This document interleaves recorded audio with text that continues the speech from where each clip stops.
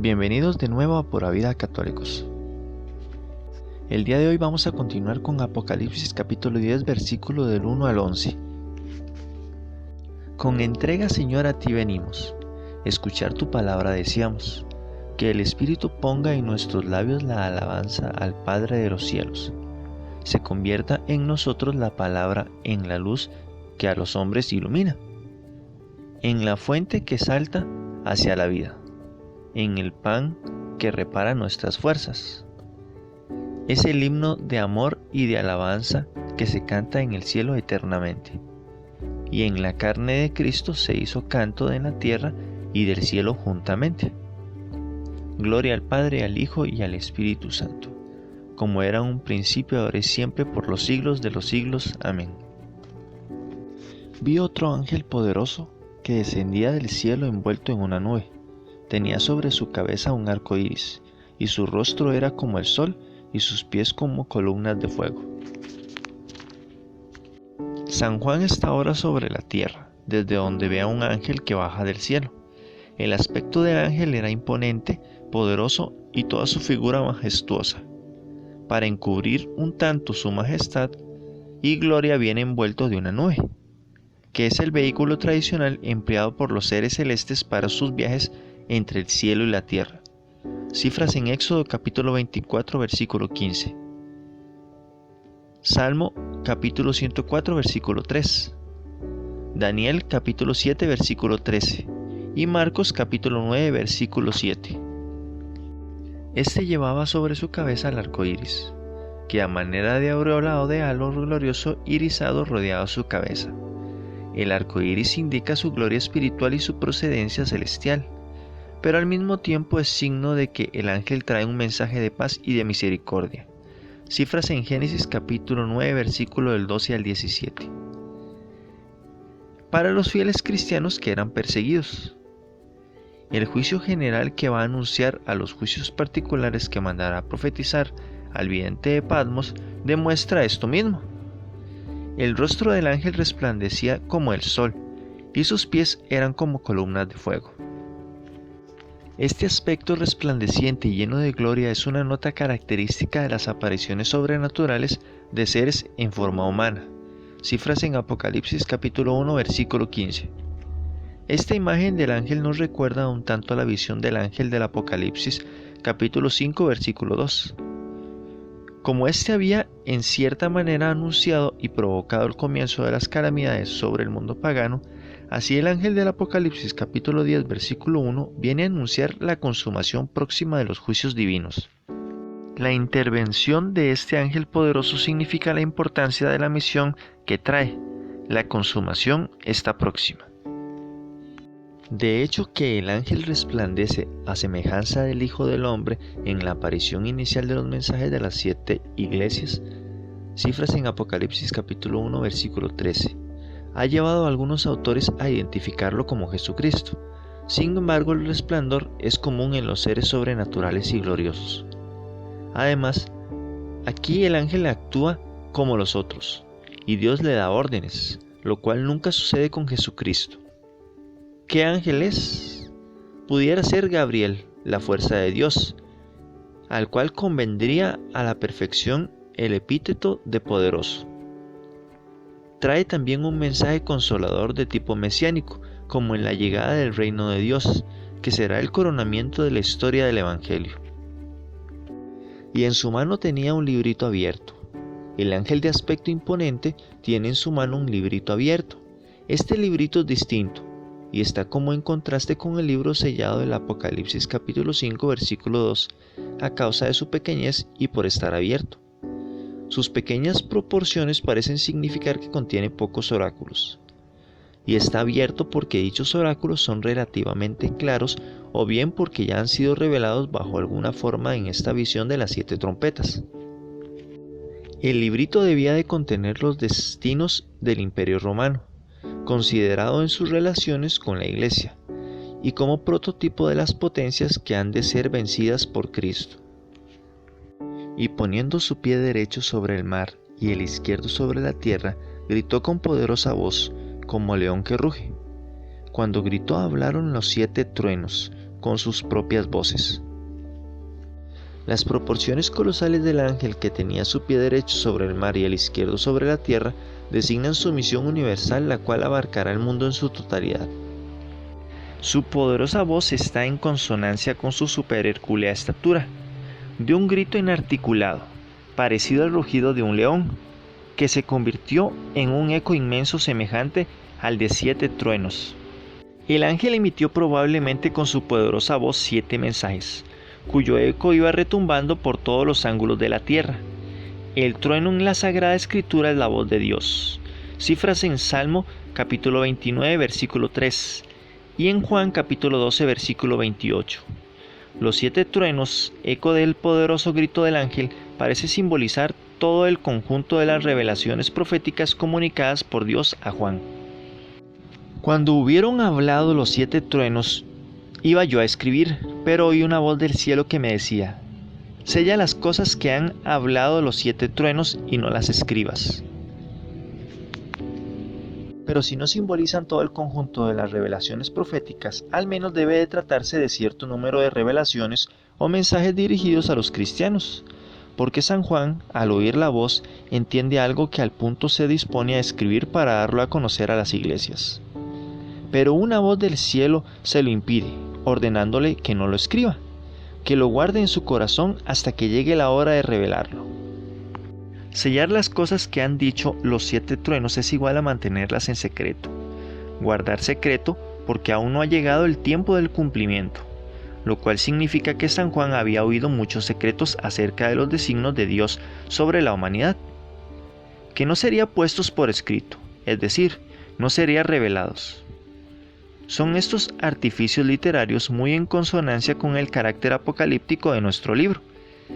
Ya el profeta Daniel se había expresado casi en los mismos términos. Tú, Daniel, ten en secreto estas palabras y sella el libro hasta el tiempo del fin. Cifras en Daniel capítulo 12 versículo 4. La razón que se da en Daniel para mantener el secreto en ese tiempo lejano en el que se ha de tener lugar a lo anunciado. Han habido muchos autores que han intentado penetrar en el contenido de los 7 truenos, pero es difícil determinar con certeza cuáles eran los mensajes. Lo que nos parece más probable y con más conformidad con todo el tenor del Apocalipsis es que lo dicho por los truenos debe ser el anuncio de nuevas calamidades relacionadas con el mensaje del ángel. Tal vez se prohíba a San Juan revelarlas para no desalentar a los cristianos ya tan probados. Algunos piensan que los 7 truenos son 7 mensajes secretos, que Juan se dispone a escribir, pero desiste de hacerlo, porque le llaman al secreto. Otros exégetas piensan que la voz es tan potente porque ha de llegar a otros confines del universo. Se puede ver en los 7 truenos la voz omnipotente de Dios, Señor de la historia. El designio de Dios sobre el final permanece desconocido. El ángel que yo había visto estar sobre el mar y sobre la tierra levantó al cielo su mano derecha y juró por el que vive por los siglos de los siglos, que creó el cielo y cuanto hay en él, la tierra y cuanto hay en ella, el mar y cuanto existe en él, que no habrá más tiempo.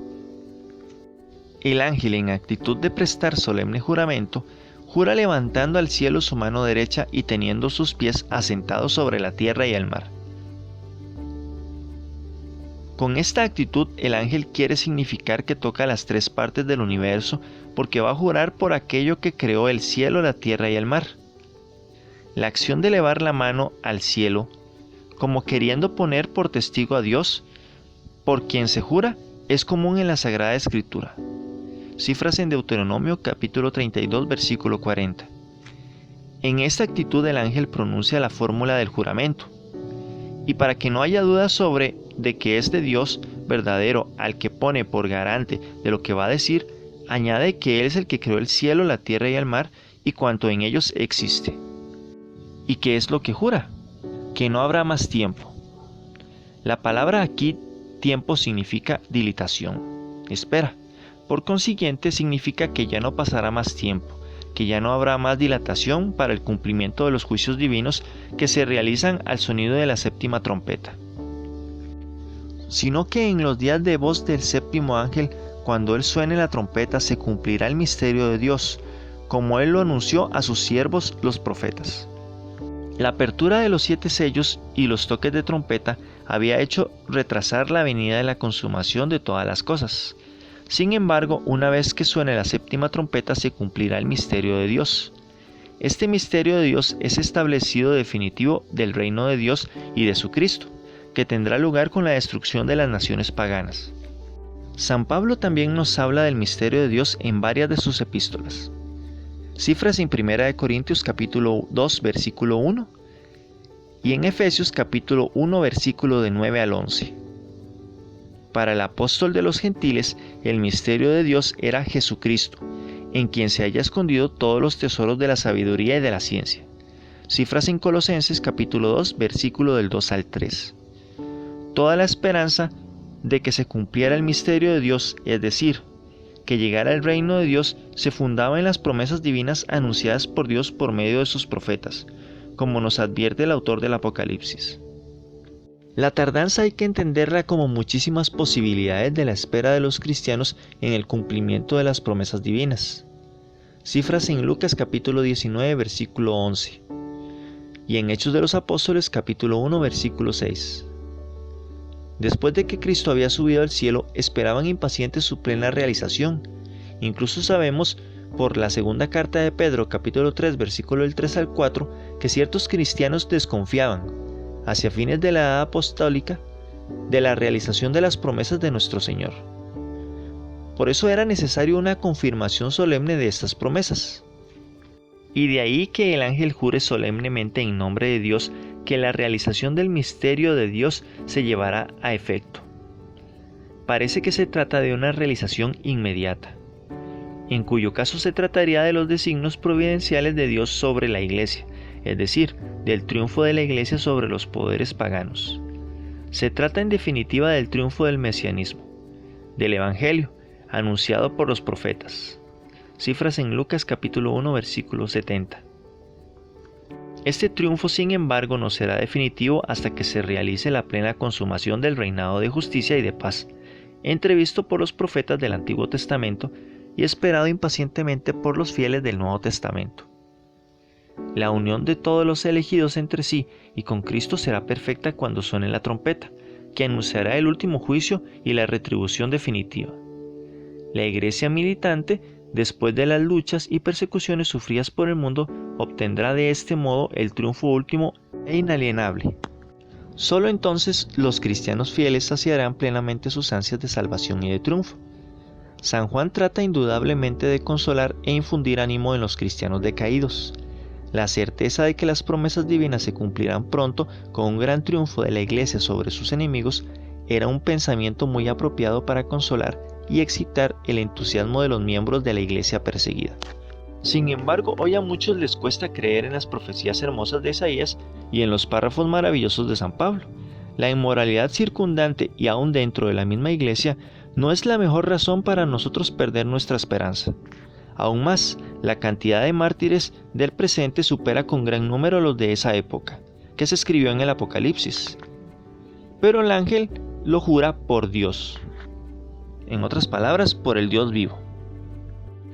La voz que yo había oído del cielo de nuevo me habló y me dijo: ve, toma el librito abierto de mano del ángel que está sobre el mar y sobre la tierra. Fuime hacia el ángel y diciendo que me diese el librito. Y él me respondió: toma y cómelo, y amargará tu vientre, mas en tu boca será dulce como la miel.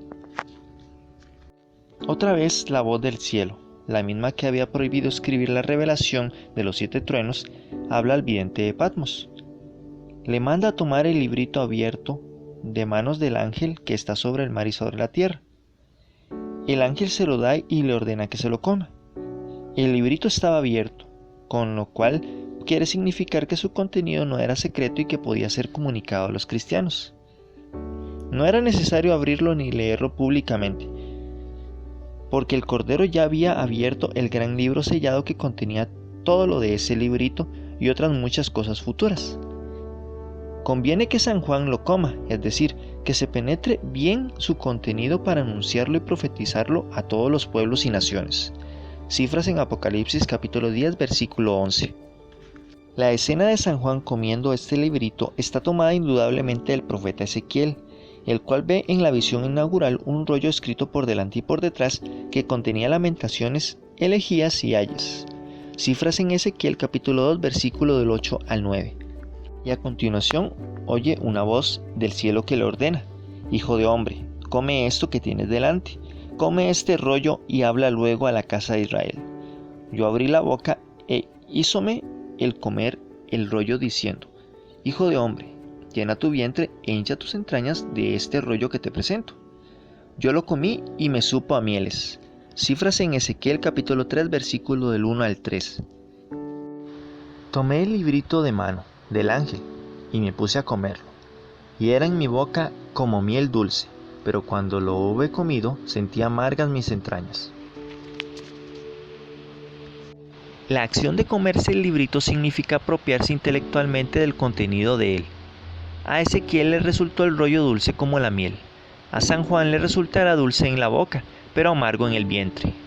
El librito resulta dulce a San Juan porque anuncia el triunfo de la Iglesia a la liberación de los cristianos de la opresión de los poderes paganos, pero al mismo tiempo lo siente amargo porque también anuncia los sufrimientos temporales de los cristianos y la suerte trágica de los paganos. Su corazón compasivo del Padre se siente angustiado al contemplar la ruina de tantos infieles. La misión profética, por otra parte, es una cosa extraordinariamente elevada y dulce, pero a la vez es difícil de cumplir, como vemos por el ejemplo de Jeremías.